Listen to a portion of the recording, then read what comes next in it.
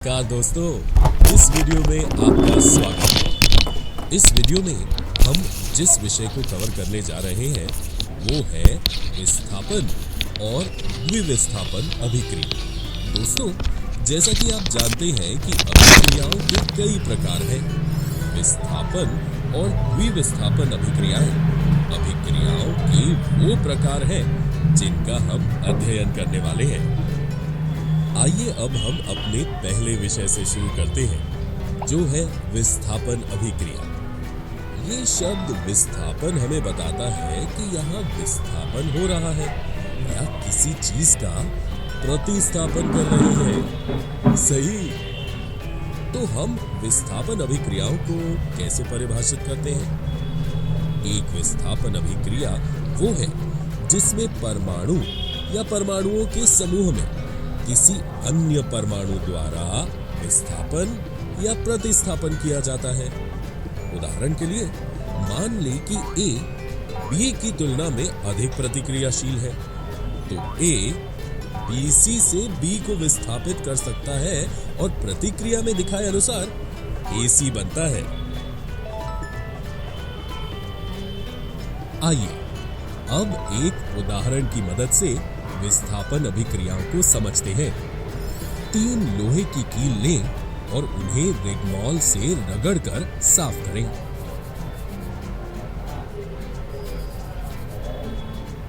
और फिर A और B के रूप में चिन्हित 2 परख नलियां लें। प्रत्येक परख नली में लगभग 10 ml कॉपर सल्फेट का विलयन लें। 2 लोहे के कीलों को एक धागे में बांधें और लगभग 20 मिनट के लिए परख नली B में कॉपर सल्फेट के विलयन में सावधानी से डुबोएं। तुलना के लिए एक लोहे की कील अलग रखें।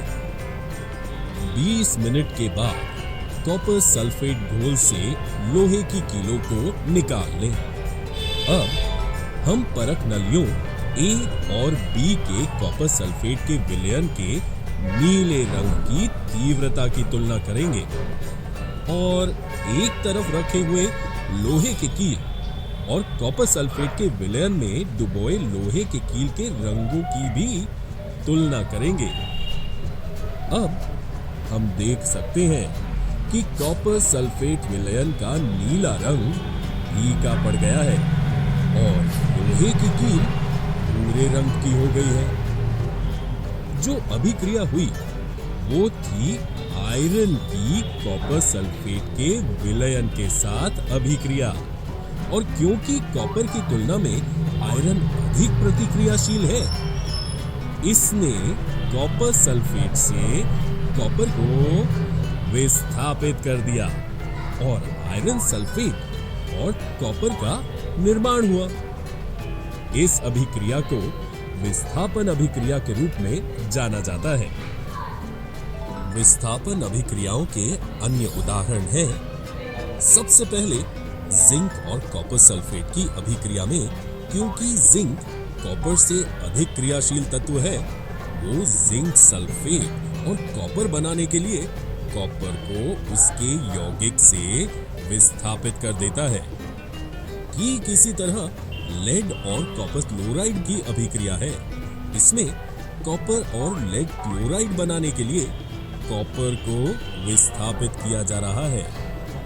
जिंक तथा लेड कॉपर की अपेक्षा अधिक प्रतिक्रियाशील तत्व हैं, इसलिए वे कॉपर को उसके यौगिक से विस्थापित कर देते हैं। अब हम एक अन्य प्रकार की अभिक्रिया पर चर्चा करेंगे, जो कि द्विविस्थापन अभिक्रिया है। ये विस्थापन अभिक्रियाओं के समान है, लेकिन जैसा कि नाम से ही पता चलता है कि ये द्विविस्थापन है, यानी अन्य 2 परमाणुओं द्वारा 2 परमाणुओं का विस्थापन हो रहा है। वास्तव में ऐसी अभिक्रियाएं जिनमें अभिकारकों के बीच आयनों का आदान प्रदान होता है, द्विविस्थापन अभिक्रिया डबल डिस्प्लेसमेंट रिएक्शन कहलाती है। आइए अब हम एक उदाहरण की मदद से इस द्विविस्थापन अभिक्रिया को समझें। एक परख नली में लगभग 3 ml सोडियम सल्फेट का विलयन लें।